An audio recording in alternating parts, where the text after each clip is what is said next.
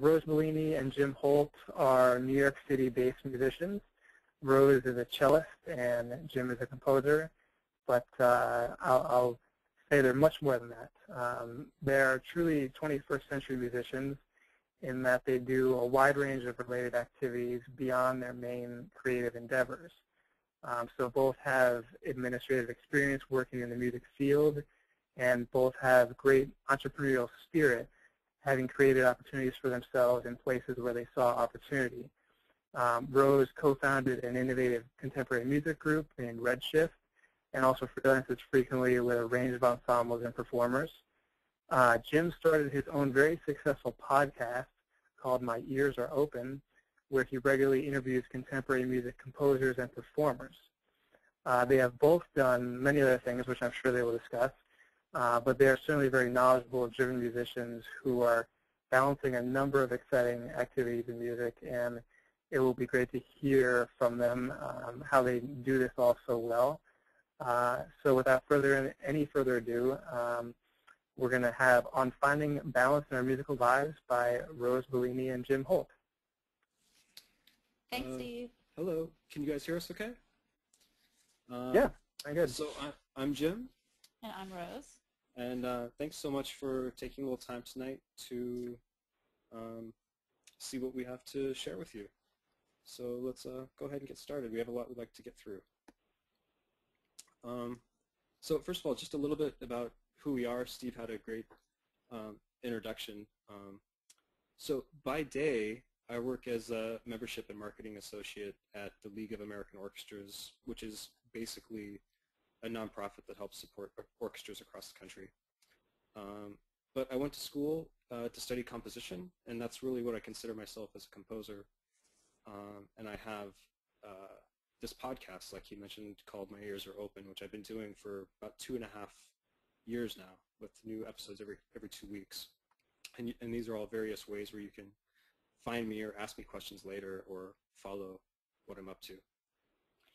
And as Steve said, I'm a cellist. I also have a job at a not-for-profit in New York. I'm the Assistant Director of Development at the Orchestra of St. Luke's, which is a chamber ensemble in New York. And my job basically consists of all sorts of fundraising, grant writing, asking people who have money for money, and doing fundraising events and benefits and things like that. And I freelance as a cellist at all other times when I'm not at work. I'd love to be the leader and organizer of my chamber group Redshift, and I'm also a board member and fundraiser for the Switchboard Music Festival, which is out in San Francisco. So we thought it might be nice to just start off with a little look into what our typical day looks like. You might already be able to tell that we're pretty busy most of the time. Yeah, so a day in our life is pretty much the repeat of what you see. We go to the office in the morning, we work 9 to 5 basically, and we don't get home every day until about 6 o'clock, which leaves us just a few hours every day to eat and then to either practice, or Jim composes, Yep. or I might go to a rehearsal, or I might perform in a concert, or we might just go to a concert to listen. And we just, most days, that's what we do, and it's surprisingly few number of hours we have every day to pursue all of these like diverse things that we do besides sitting in an office all day. Yep. And I mean, on a night where we go to a concert or have a gig, that ends up being the whole day, where you go to the office, then you go to your gig or go to that concert, and then by the time you get home, it's 11 or 12 at night. Yeah. So we thought it might be good to start off with how we see musicians making a living, at least here in the city. Yeah, and I've listed out some of the most typical ways I see people making a living, and I'd like to point out how most of these ways of making a living, actually all of them, piece together all sorts of different ways of making a living. They all contain various ways of making money. So full-time freelancers, there are quite a few of them in New York.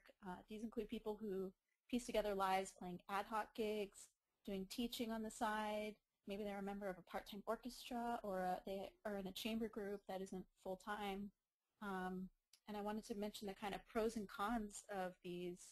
The pros are definitely that there's a lot of variety in what you're doing. You probably have lots of time to practice. You have a flexible schedule in general. You can schedule rehearsals and concerts whenever. The cons are that your pay is fluctuating. You may not know how you're going to pay your rent every month. You kind of piece it together from all sorts of different ways, and you might just eke it in at the end of the month. Yeah, it's hard to make a budget that way. Yeah, and the other thing is that you don't get any benefits. So if you want health insurance, you've got to find that some other way, which can be pretty daunting and difficult.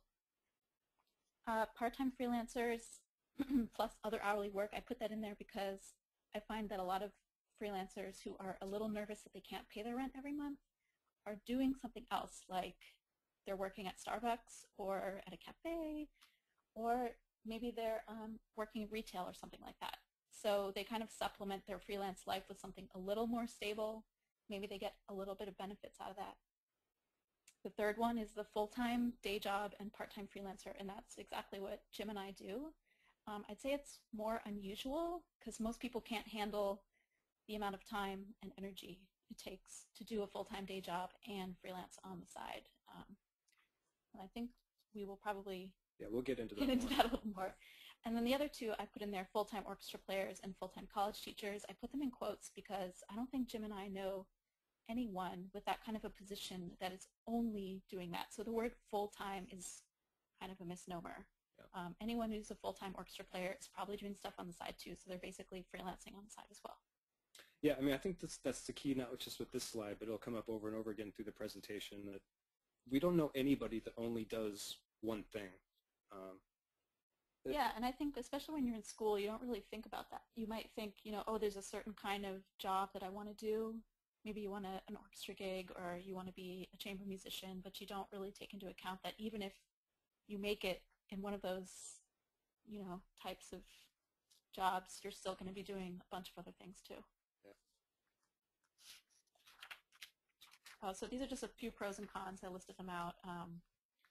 I think they're really important to consider before you leave school, just to kind of, weigh them against what kind of person you are, what you value. If that kind of freelance life where you're not sure how you're going to pay your rent, if that is exciting for you, then you should go for it. If that scares you half to death, which it did for me, maybe you should consider some other option. Yep.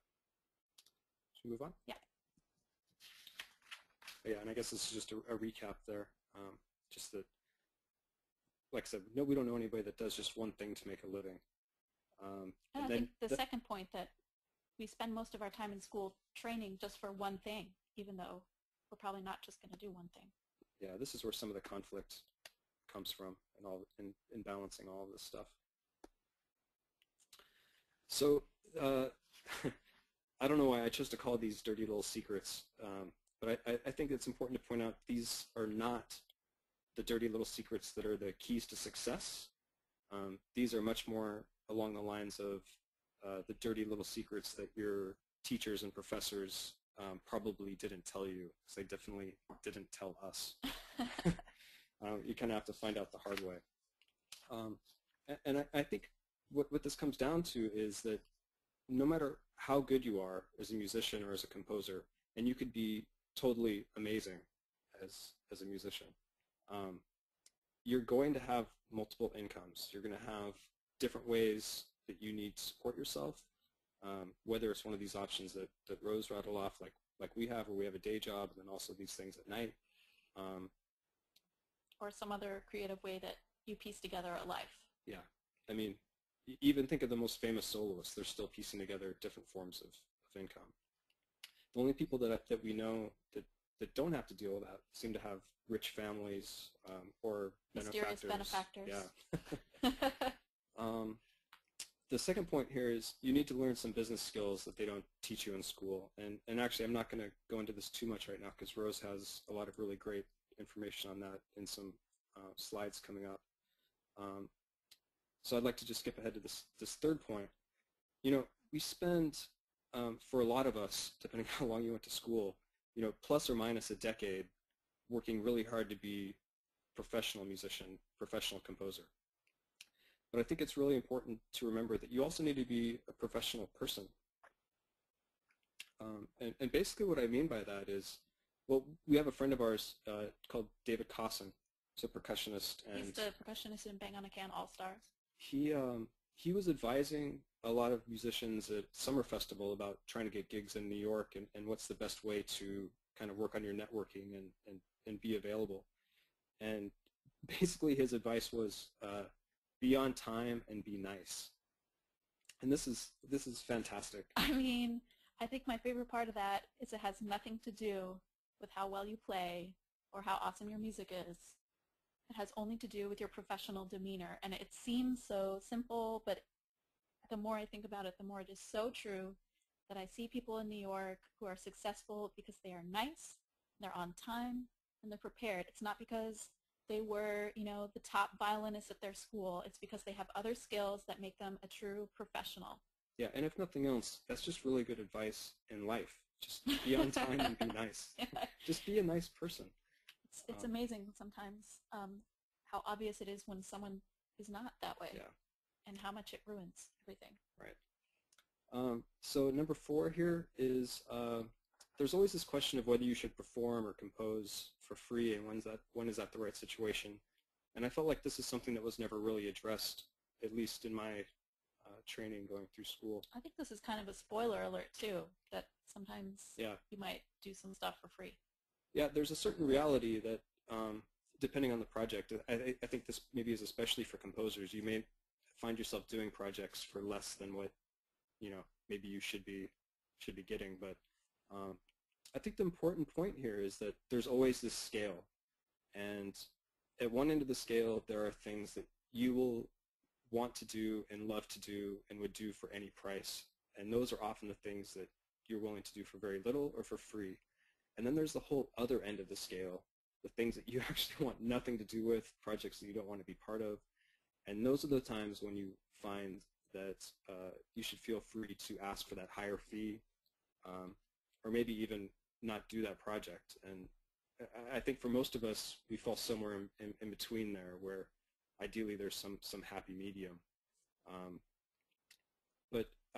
And maybe just the moral of that is that if there's something that you really don't feel comfortable with or don't want to do, then maybe it's not worth it. And then that's fine. And then this 5th point is actually one of my favorites, and I think in a way the most valuable that I've at least in my personal life found to be true, that I never learned in school, which is you're never going to have more time to practice. You're never going to have more time to compose than you do right now. You just are never going to magically have more time. And you think like we have these day jobs, so we don't have a lot of time to practice compose. But it's the same thing for freelance musicians. When, if they're freelancing to make enough money to survive, they're doing so many things that they may not have time to practice or compose.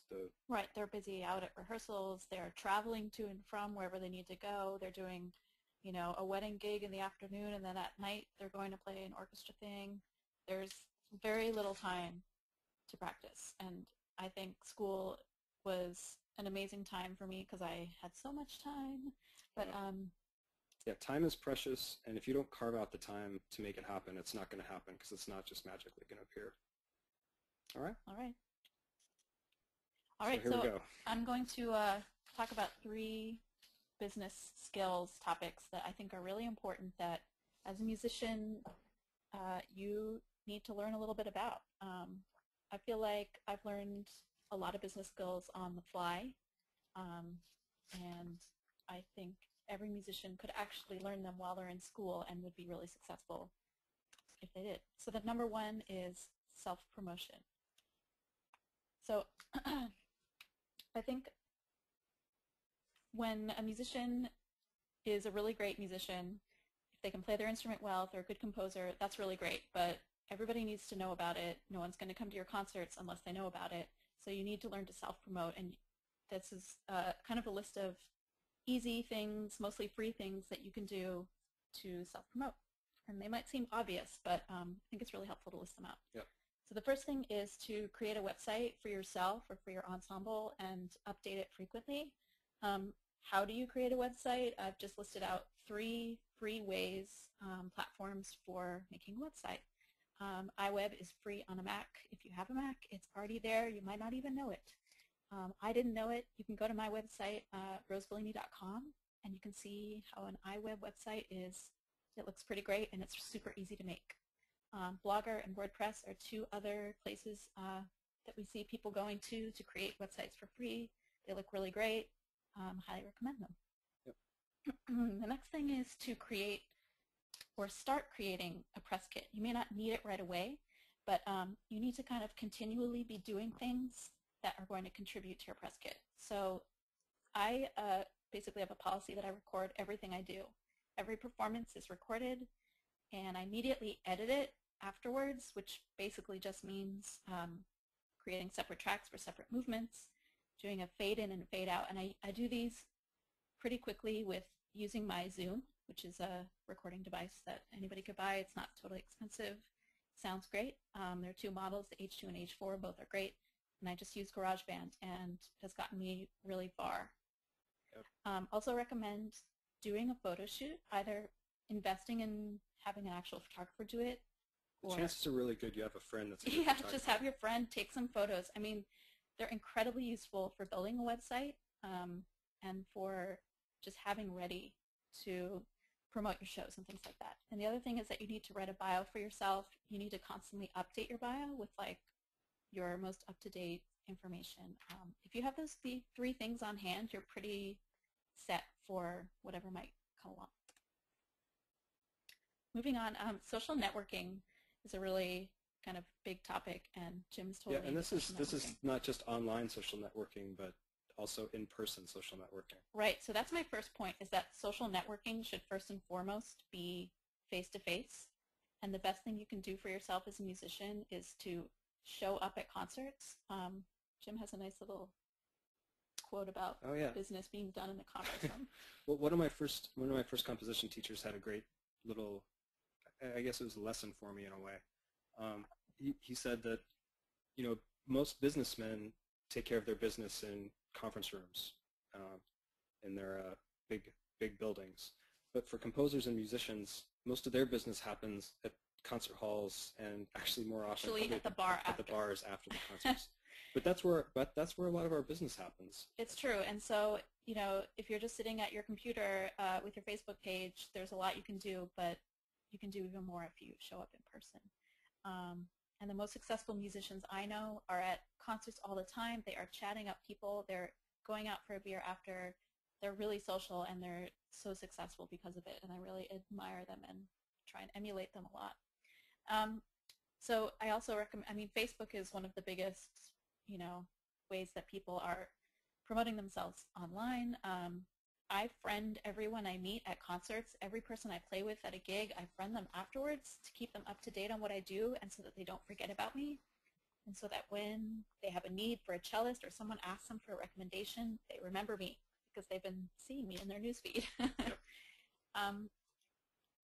Right, so I mean, creating Facebook events and inviting people, it seems pretty obvious, but I would also emphasize that reminding people is really important. If you want people to get to your shows, you can't just tell them once and think they're going to write it on the calendar and come. You need to remind them multiple times.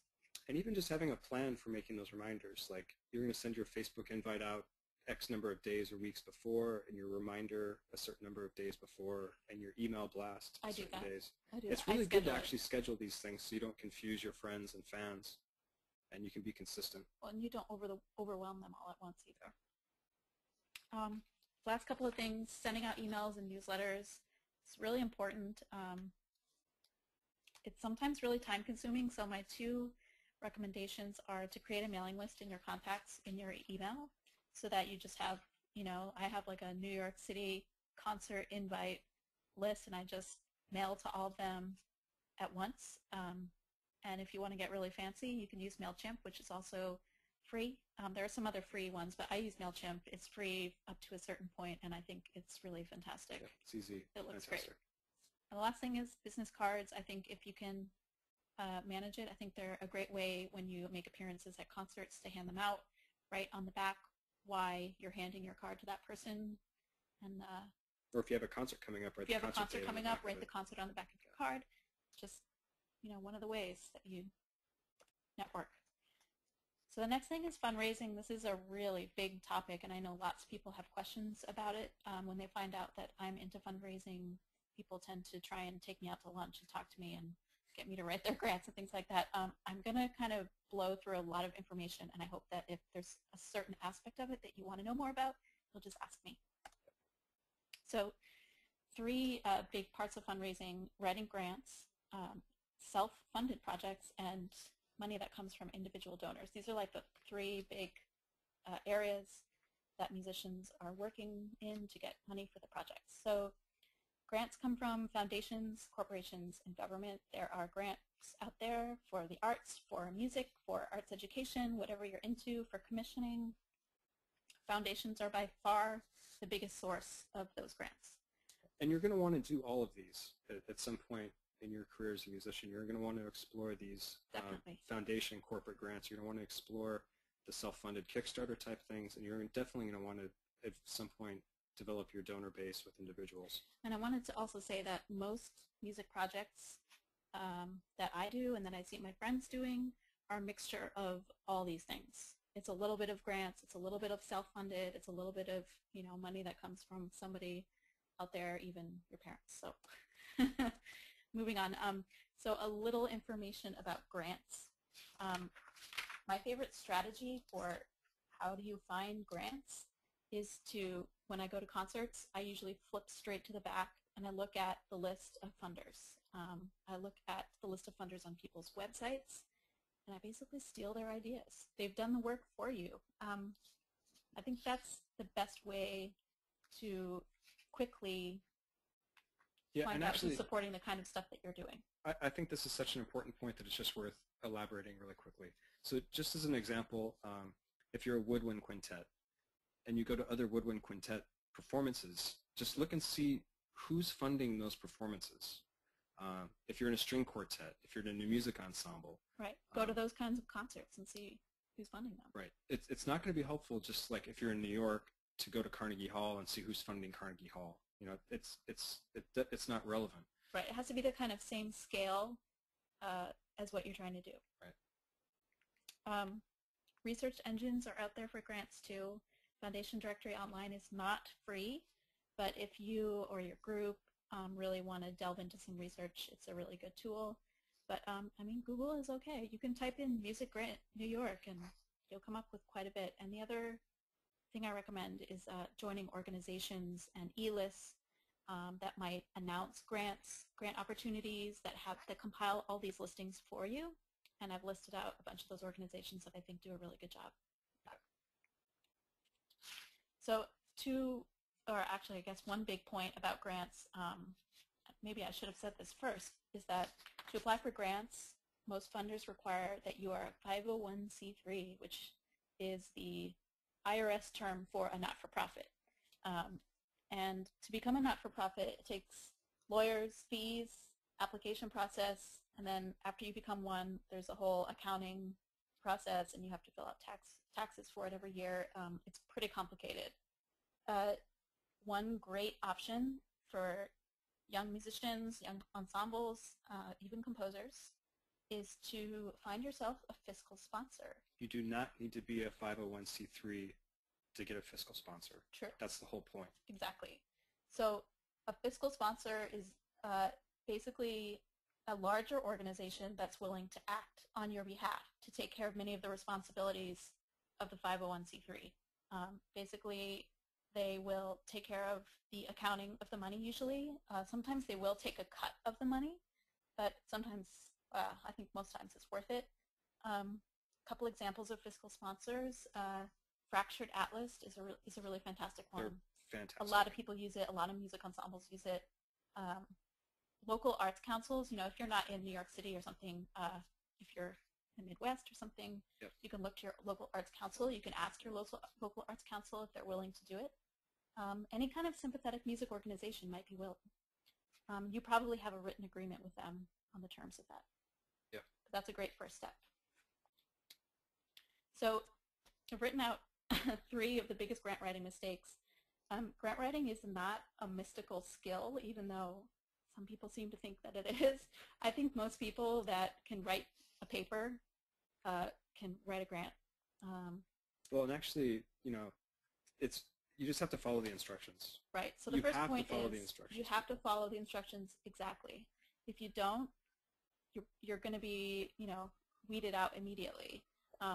Sometimes it's extremely complicated. Every funder is different. They want different things. So following the directions, it seems stupid, but it's the #1 reason that people get rejected. The other thing is that sometimes people apply for a grant and the project they're applying for is outside of the guidelines. If I could give one bit of advice is never apply for a grant without calling the funder first, just to check. That little bit of personal attention is actually, in the world of foundations especially, they're kind of old school. They like to do things over the phone. So that can really help you decide whether or not you should apply and spend the time to do it in the first place. And the third thing that I actually hear from funders all the time, and it's shocking, is typos and grammar.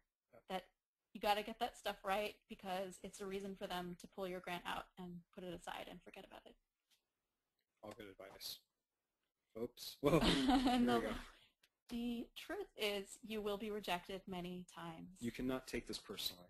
You cannot take it personally. Everybody gets rejected multiple times, over and over. You have to be really stubborn. You have to be willing to make a phone call after you get rejected to the funder to ask them why. It's their job to tell you why and to do it in a friendly, nice way, to be supportive and to, tell you that your project was great, but if you change this one little thing, maybe next time we'll fund you. You have to remember that all these funding panels are panels, and they have different people in all the time, and it really just depends so much on who's on the panel at that given time. And it just may mean that you apply for the next round, and there's a different panel, and that same project could get funded. Yeah, sometimes that's the case. So the last topic, budgeting and accounting, I just wanted to hit on a few points. The first point still relates to grants, that every time you submit a grant, you're going to have to submit a budget with it. So a lot of people are terrified of making budgets, and I have to admit that I was pretty terrified when I first was starting out in grant writing. I did not know what I was doing, but the good news is it's not really that complicated. I recommend that you can either call the funder and ask them for a little help, ask them for a template, ask them for an example, and you can basically just follow the example. I noticed that the Savvy Musician blog, which I highly recommend, has a grant budget template for download. So you can find these things online too. And then once you get the grant, hopefully you get it, I recommend using a separate bank account or card. Yep, absolutely. Or using your fiscal sponsor completely so that you don't have to, the money doesn't ever go into your personal money and get mixed up, because you have to track how you spend your grant money every last bit, and normally you have to especially if you want to get funded again. Yeah. So I know that's probably a little overwhelming. I'm not exactly telling you how to do all these things, but I just want people to be aware that there's this whole protocol. But that brings us to personal accounting. As a musician out there, I kind of had no clue that I was going to be keeping track of really complicated income and expenses. If you make your money by, a handful of gigs and a little bit of teaching and maybe, a part-time job on the side, you kind of have to keep meticulous track of where your money's coming from and if they're taking taxes out, because at the end of the year, you're going to have to pay taxes on any money that was paid to you from gigs where they didn't take out taxes and things like that. Jim is pretty obsessive about his spreadsheets, but we both keep monthly spreadsheets of exactly what money comes in and what expenses we have.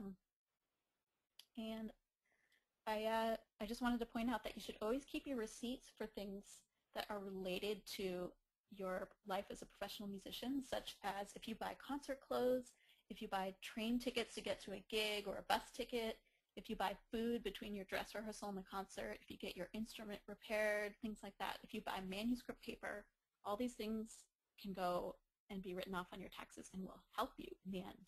I'm a huge supporter of the shoebox method of collecting your receipts, which is basically just have your shoebox, or actually what I use is just a manila envelope. set that one thing aside so that anytime you get a receipt for anything, even if it's really small, for your travel, for your clothes, for your concerts, just throw that receipt in that shoebox or in that envelope so you always have that one place for it to go. Otherwise, you lose it or you won't be consistent about it. I'm continually shocked at how many freelance musicians I meet in New York who every time I say something like, oh, can I have the receipt because I could write that off, they look at me with this look in their eye like, oh my God, can you teach me how to do that? Because I realize that they're not doing their taxes at the end of the year correctly, and that makes me scared. It's hard, but it's easy just to collect your receipts. Just do it. All right, so okay, so now that we've blown through all this information and all these skills that you're supposed to have, how on earth do you get these skills? And that's actually the question that every musician in school should be asking and looking for a solution. And we even still struggle with this. Yeah, I mean, I can only tell you how I did it, how I see my friends doing it. The way that I did it, at least I got my foot in the door, was I can't even remember why I decided to do it, but I volunteered one summer at a local arts council out in Indiana. It was just a fluke that they had me help someone write a grant, and I found it really interesting, and I thought I could do that, and that was my first grant, and now I've been writing grants for years after that. I also guarantee you, if you go to your local arts council, if you're still a student, and you tell them that you want to volunteer, they will take you. Yeah, that is so true. Or if you want to learn, you know, a specific skill. It's invaluable. They would be happy. Yeah. I would also ask any recent graduates, your teachers, ask professional musicians you know for help on how they make their careers successful, what kinds of things they do for themselves, and ask them to show you. We all need mentors, and I think if you see people that are doing the thing that you want to do, or you have some admiration for them, just ask them. Yeah. Ask them what they do and what their secrets are. When I was in school, I looked to the business school, which was totally unrelated to music, but I did take some classes there because I thought maybe I'll somehow find a way to apply it to music, and I think for the most part I found those extremely helpful. You might go to a school where there is a business school, where there might be arts administration classes even. I think it's a great way to just kind of dip your foot in. And there's more and more of them now, way more than when we were in school. Way more. I love the next one that you should you should demand of your music school administration that there be seminars or even a full class or a set of classes or, let's hope, curriculum at your school that addresses things like how to make a resume, how to interview for a job, how to write a grant, you know, all these. How to promote yourself. How to promote yourself. I mean, it's shocking. Yeah. It's a big shock when you come out of school and you realize you need to do these things and no one ever told you how. And the last thing is you learn on the fly from others. I mean, you're always going to be learning from others, but that's probably the least efficient way. All right, so the title of this whole webinar was on finding balance. So, right, so we get to the point. So hopefully we're finally coming back home to the point. How do we find the balance to do all these things? How do we find the balance, Jim? It's sometimes a mystery to me. But part of there's some key points here, and I think one of them is accepting that you can't do everything, or at least you can't do everything all the time. That's so true. I mean, all of these, even just like self-promotion, grant writing, and budgeting and accounting, I mean, I can't focus even on those three things all at once. I have to shift my time, day by day or week by week. But I do make sure that I hit most of these things one way or another, and I have to admit that a lot of the success I've had comes from just being a really organized person. We wrote your strengths and know your strengths and weaknesses.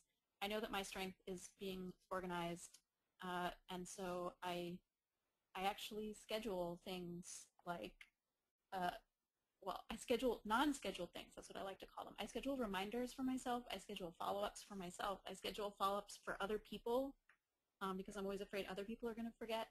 I take into account traveling, eating, rest time, all that kind of thing. Sometimes the best way to figure out that you are doing too much is to do too much, so you find out where the where the boundaries are.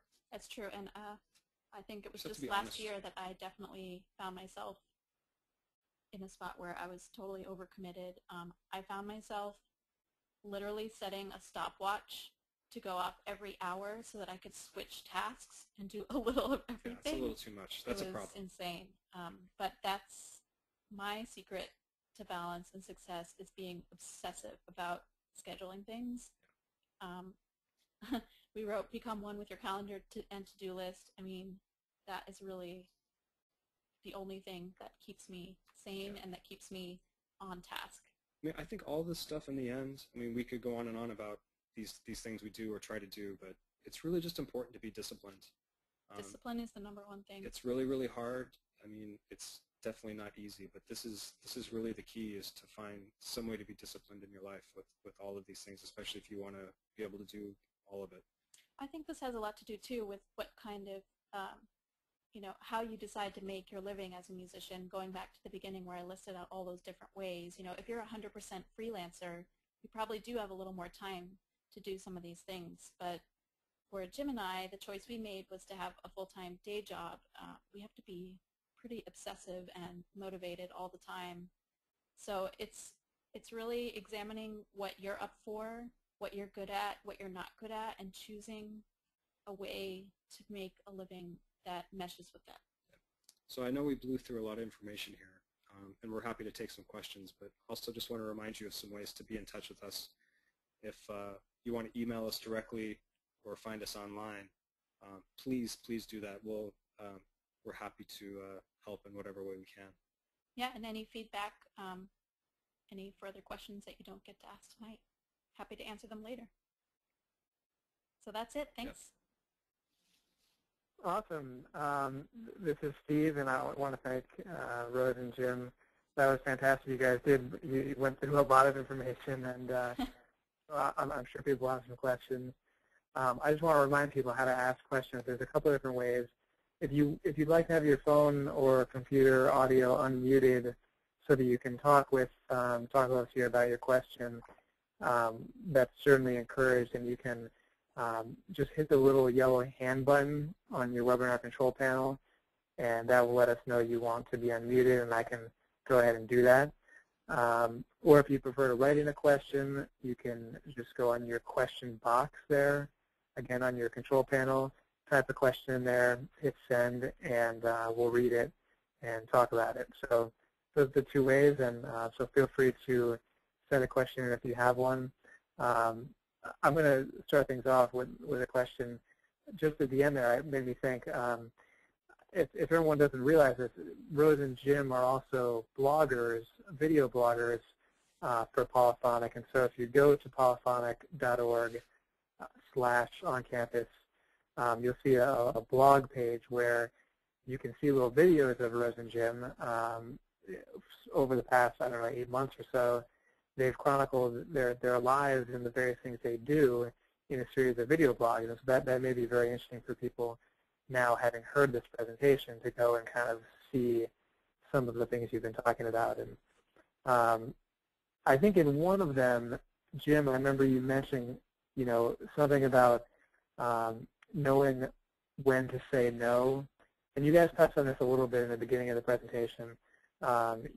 Choosing the various opportunities you take and don't take, and just wondered if you had any advice about that. I think it's from my experience, it seems most difficult when you're younger and you start to figure it out a little bit. But it seems like in the beginning you should be taking everything and doing everything, because anything is an opportunity, and like you were saying, free, not free. So just any thoughts you have on that? Well, this whole idea of knowing when to say no, I think we spend so much time as, not even just as musicians, just as people, kind of making this list of all the things we want to do, and whatever kind of bucket list you may or may not have. But I think we don't spend enough time thinking about the things that we don't want to do or are not willing to do, to help balance that out. I mean, I think part of the danger is saying yes to everything can be a little bit overwhelming and stressful. And it's, you know, when you say no to something, it's a little bit like you're closing a door, or sometimes it may feel like you're closing a door, or this may be a little bit exaggerated, but like burning a bridge or something. But it's, I don't know, there's all these different ways to look at it. Well, if I could say, I think I'm lucky because I have a full-time job where I can say no to a gig and then not think, uh-oh, if I don't play that gig, how am I going to pay my rent at the end of the month? I don't have to do that. I know a lot of people that are more in the situation where they have to say yes to everything because they need the money all the time. I do agree with you, Steve, that in the beginning saying yes to everything is a great idea, but there is a certain point where you transition, and it's a fine line, and I'm not really sure when that is, but I'm thinking of... Well, you'll know when it is. I guess that there are some people I know that I really wish they would say no more often because they're such great musicians and they have so many great projects, but I feel like they don't come to fruition at the level that they should, that maybe they don't play as well as I know they can, or the project, like they didn't have time to promote the project, so even though it was awesome, nobody came and nobody knew about it. So sometimes saying no is necessary in order to make the things you said yes to be really successful. And more meaningful. And more meaningful. But it can be really hard when you really just need the money. Yeah, Yeah, absolutely. And I think part of it is making the connections with people, like you said. You know, it may not be just the income idea of, oh, you know, will help me pay my rent this month, but could this opportunity lead to something else that could be really great, or is this person someone I really want to connect with? You know, and those are other issues that you're balancing at the same time. I just know a lot of people whose policy is to say yes all the time, and sometimes I wonder why they are, you know, exhausting themselves or spending time playing a wedding gig for $100 when they could be home making their upcoming gig, like, you know, be amazing. Right. Actually, this actually reminds me of, you know, you hit on an introduction that I have this podcast, and one of my favorite episodes is an interview I did with the conductor, vocalist, amazing person, Paul Hillier. And I was talking to him, and it was all about, you know, well, I guess, sorry, I'm kind of getting myself turned around here, but I was asking him about all the projects that he wanted to do. And he said that there's not enough time, there will never be enough time for me to do all the projects I want to do. So at some point, you have to say no to some things, because there's no way you can ever do all the things you want to do. And the point, do them well. And the point he was trying to make in the interview was, when speaking to young composers, that it may not be the best idea for an unknown person to send Paul Hillier your scores, because meaning it might not be a great use of your time. It may not be the best use of your time, and it may be better to focus your energy on the people closer to you who will actually perform your music or actually engage with you in some way. And it's not really anything negative to Paul. It's just practical. You know, if you have a really great friend who can be really supportive and promoter of you and your projects, that's going to be way more beneficial for you in both the short term and the long term than sending your scores out to 20 call for scores or something? Yeah, than sending your music to Paul Hillier unsolicited, or the Kronos Quartet unsolicited, or anybody unsolicited. So really building these relationships with the people who are around you, where you already have some kind of support system, is going to be a way better way for you to get your career started with some of these ideas. Yeah, I think that's great advice. We have Kirsten Germain here who has indicated that she'd like to ask a question. I'm going to see if we can unmute and see if we can hear Kirsten. Hi. Can you hear me? Hello. Yep. Hi. Well, I just wanted to thank you guys first. This was so useful, and I really appreciate what you guys are talking about, because I used to live in New York too, and I'm also a cellist and used to do either full-time or part-time arts admin work plus freelancing, and I really admire the fact that you can maintain it for longer than a year or two. Yeah, it's really hard. But I have a question. So I went back to school, and I'm graduating in May, and I'm planning on moving back to New York and starting up a similar kind of life that I had before when I left. And one thing that I had thought about doing, which I've already done a bit of, is take my administrative background and use it to sort of find a foot in the door with some of the ensembles I'd like to play with, or organizations I'd like to either be performing or teaching staff for. So for example, last summer I did an internship with a chamber orchestra in New York that I would absolutely love to play with. But then I started to worry, is it actually doing myself a disservice as a cellist to establish myself as an administrator with an ensemble that I want to perform with? I was wondering if you have any thoughts about that. Yeah, that's a really, you're Great right to be a question. little bit concerned. I am very careful about who I tell that I am a music administrator full-time. Only because people tend to put you in that box. And I'm not sure that I've ever, there's been like a negative experience where someone didn't want to hire me as a cellist because they were like, oh, well, you work in the office. But I do try and be a little careful. I first and foremost think of myself as a cellist, so I always introduce myself that way. But on the other hand, I think it's so valuable to be a performer who has extra skills, and there are so many ensembles out there that are just foaming at the mouth to have a player that can also pitch in another way. Right. Yeah, actually, there's a couple of groups that come to mind immediately that are similar to what you're talking about.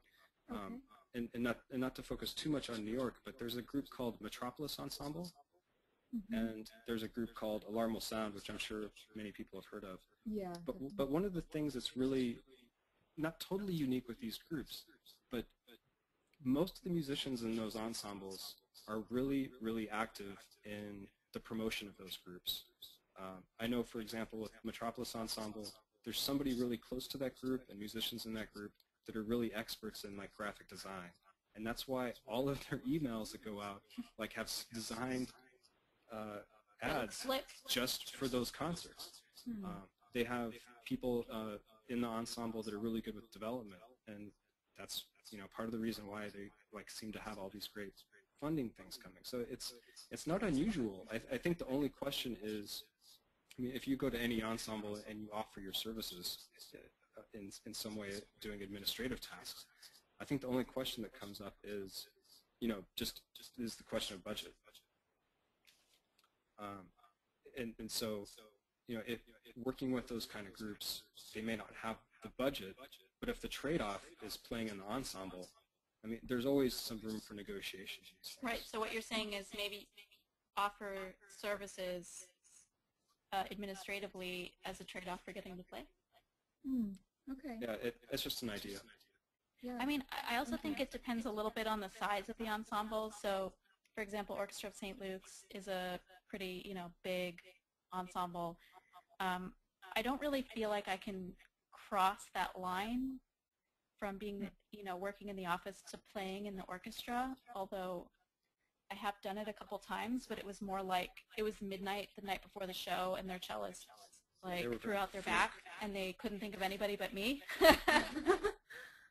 So that's happened a couple of times, but it is a little uncomfortable to go from administrator to performer.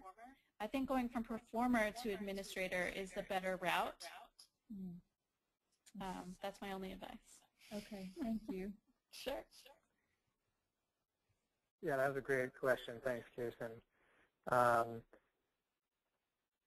I just want to follow up. Actually, a question came to mind from a previous webinar we had with Doug O'Connor from the Red Line Flash Quartet, talking about building a chamber group from scratch and while in school, compiling a group of students and so forth. And Rose, while you were talking about Redshift, it just made me think, and I mean, this could be for both of you, though. I mean, just in terms of a group or initiatives that you're working on, Jim with the podcast and Rose with Redshift, how did you, decide with the people you're going to work with. And the thing we were talking about on Doug's webinar was just how important it is to, work with people who are committed to sort of the same goals you are with the project you're working on. And how do you figure that out, or just any thoughts you have on that? Oh, wow. This is, you go ahead. Well, Redshift, Redshift was founded, honestly, in the most ad hoc way possible. It was the last day of a music festival, and we were all saying goodbye when we were about to leave for the shuttle to the airport, and we all looked at each other and realized we wanted to keep playing with each other, and so we just said, let's start a group, and then we all left. And then me, being the obsessive organized type, actually made that happen by wrangling them over email and phone and, putting together a program and booking a venue and getting people to fly out and play. It wasn't a great way to start, to be honest, but now that we've gotten going, honestly, we have shifted our personnel a little bit because we had different work styles. Some people were more committed than others, and so we've kind of shifted it so that now we have 4 really committed people that want to contribute skills. And I wanted to add too that it's really not easy, especially since we're in different cities, to keep the group going. I have to be the constant. Sometimes I feel like a big nag, but that's really my role, is to keep people going, always be emailing, always be leaving messages. We have band meetings over Skype every few months so that everybody stays excited. I think part of this is, part of the secret is, it's hard to give advice on this because it's in a way kind of mysterious, but you want these things to kind of grow organically, whatever that means exactly. The problem is that it's really hard to create an organic experience, where you're with a group of people that all want to do the same thing versus, you're sitting there as an individual saying, I would like to start a new group and I need to find people that will do that. Mm-hmm. Is so much harder than you have a group of people that want to do something together. That's obviously the preferred way, but it's like you can't plan a spontaneous event. Yeah, Right. although I wanted to add too that one of the really important things I've learned starting a chamber group, where luckily everybody really is committed to the mission, is that as much as I want it to be 100% collaborative, where everybody contributes the same amount and no one person is in charge, I've started to accept that that is not possible. It's a little bit of a myth. And I really felt for Redline when I heard that webinar about how they kind of fell apart, and I realized that that could very easily happen to any group, and the important thing is that at a certain point, and sometimes the roles shift over time, but someone needs to be the leader. Yeah, it's not like you really necessarily have to have an executive director or somebody who's like the president or something like that, but no matter how collaborative the project is, it can be a very collaborative ensemble, there at some point still needs to be somebody who can say yes or no. Right, the decider. Yeah, yeah. And I've taken on that role, and I have not really loved being that, but I do know that I'm the only person for the job. So, again, my crazy organizational obsession is the reason that Redshift stays together. Great. So we probably have time for one more question. So let me just finish by asking you guys. You're both heavily, I would say, involved in contemporary music, and obviously there's a thriving scene for contemporary music in New York. And for those of us that aren't in New York, and don't necessarily have that contemporary music energy in other places, what do you see as the future of that, and how? I mean, obviously, Redshift is doing things in San Francisco where there's also a lot of energy for it. Just do you have any thoughts on the future of that genre and your guys' involvement in it? Well, I think the simple answer is that there's never not been new music.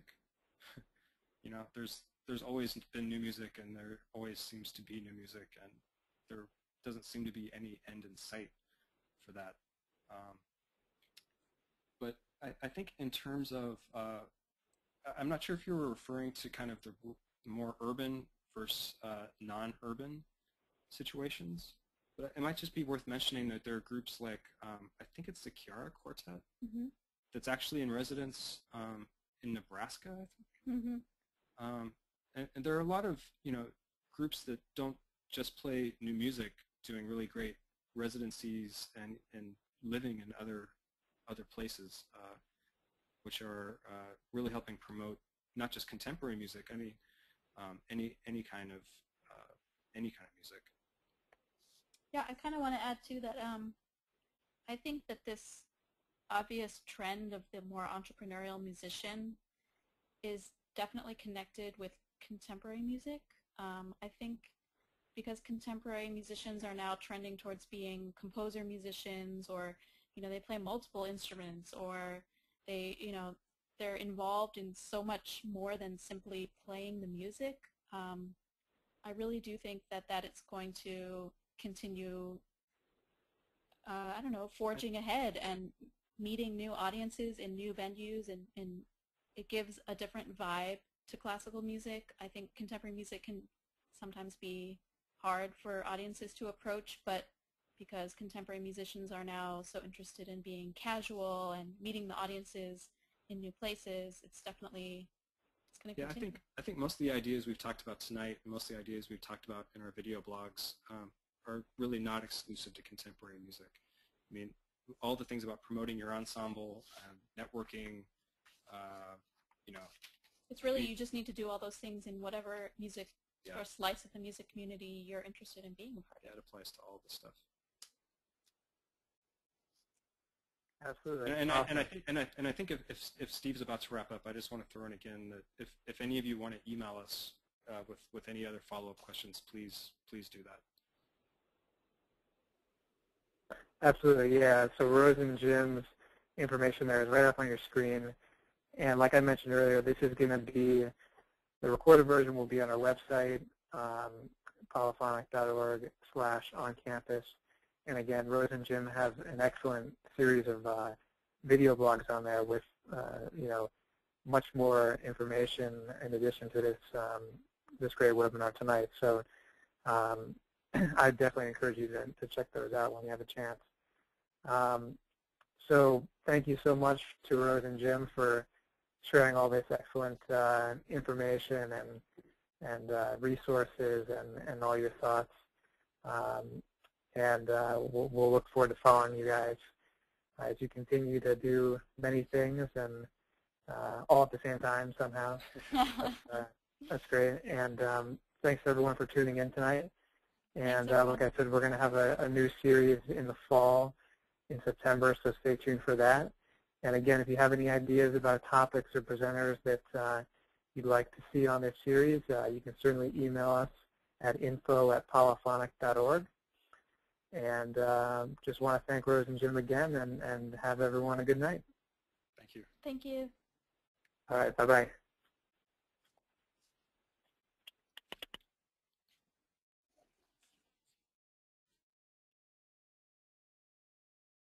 Hello?